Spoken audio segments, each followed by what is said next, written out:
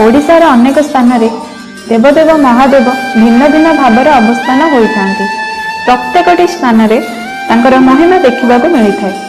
यह तीर्थस्थान रही पुरी जिला डेलांग ब्लॉक इंदुपुर ग्राम जो महादेवंकर बलिष्ठ परंपरा कथा गाथा हो रही जाइछि।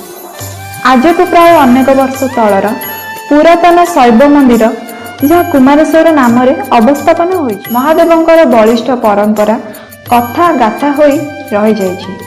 आज को प्राय अनेक वर्ष तलर पुरातन शैव मंदिर जहाँ कुमारेश्वर नाम अवस्थापन होइछि।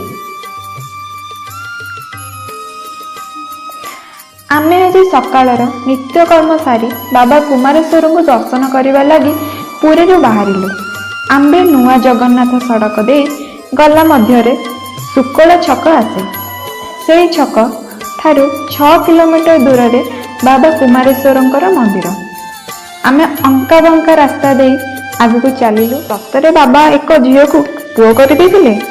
कौन पाए बाबांगर नाम कुमारेश्वर रखा जायछि? मनरे अनेक कथा भाबु भाबु आमे दूरर बाबांक मंदिरर बाना को दर्शन करने को पाइथिले।